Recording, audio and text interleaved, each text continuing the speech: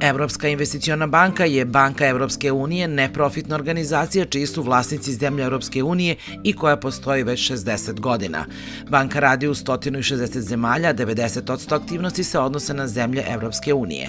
Godišnje plasiraju oko 84 milijarde eura, od čega 10% u zemlje koje nisu članice Unije. Pristupajuće zemlje ili kandidati su na drugom mestu po broju finansiranih projekata, među kojima Zapadni Balkan zauzima važno mesto. Koliko se saradnja razlikuje sa zemljama članicama u odnosu na one koje to nisu?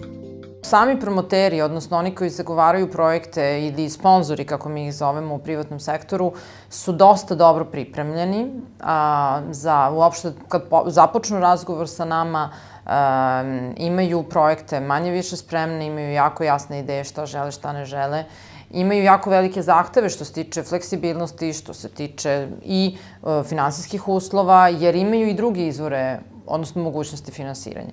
Ja sam pre nego što sam došla ovde pre godinu dana, 3 godine radila na projektima u Velikoj Britaniji, u Francuskoj, u zemljama Beneluxa, tako da sam mogla da primetim dosta veliku razliku u smislu pripremljenosti projekata i u smislu nastupa jednostavno i organizacije samih, da kažem, aktera sa kojima mi razgovaramo.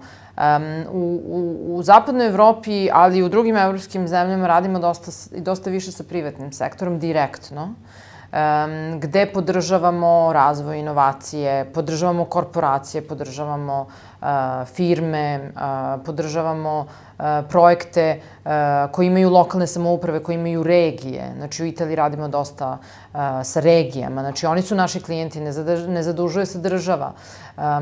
Zadužuju se gradovi za neke infrastrukturne projekte direktno. To smo na Balkanu počeli, ali ne u toliko velikoj meri. Jedini grad kome smo direktno odobrili finansiranje bez suverene garancije je grad Beograd na celom Balkanu. I to, znači, pre 5-6 godina već, čak kada grad Beograd nije ni imao eksterni kreditni rejting, mi smo uradili interni kreditni rejting grada Beograda i došli do zaključka da je na nivou Republike Srbije i takve finansijske uslove i mi ponudili, znači iste kao što po kojima se zadužuje Republika Srbija i grad Beograd je još pre 5 godina kod nas se zadužio po istim uslovima. U Evropi su veoma zastupljeni projekti privatnog javnog partnerstva i koncesioni ugovori koji podržava ova banka, a i javna infrastruktura se već sve ređe finansira kroz direktna zaduženja države. Inicijativa je na privatnom sektoru.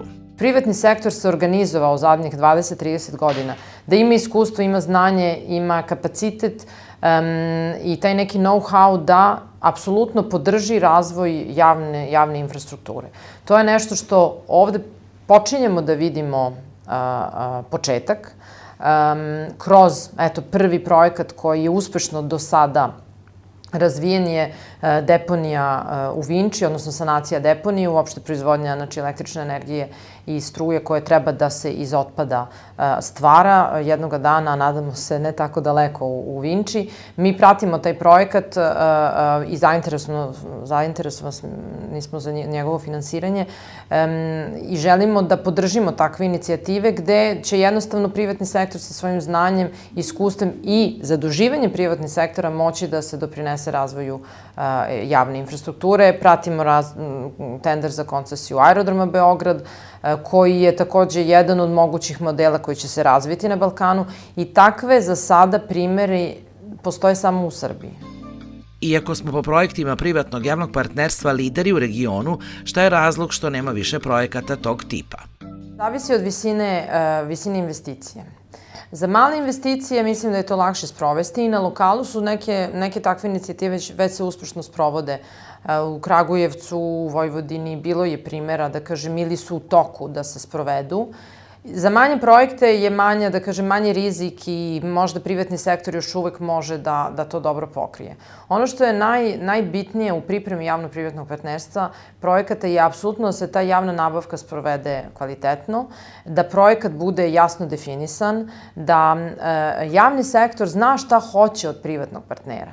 Jer, pogotovo za neke velike investicije, mogući privatni partneri su međunarodne, znači kompanije koji imaju iskustva po celom svetu i koji su jako dobro razvile te modele i onda oni dođu sa gomilom savjetnika, advokata, znači potpuno su spremni i znaju koje su neke mane na koje treba da se koncentrišu, kako da ispregovaraju jako kompleksne ugovore sa javnim partnerom. U tim inicijativama javno-privatnog partnerstva najvažnije je kako se podeli rizik. Znači svaki projekat nosi sa sobom gomilu rizika koji treba prvo da se identifikuju, a onda da se podele.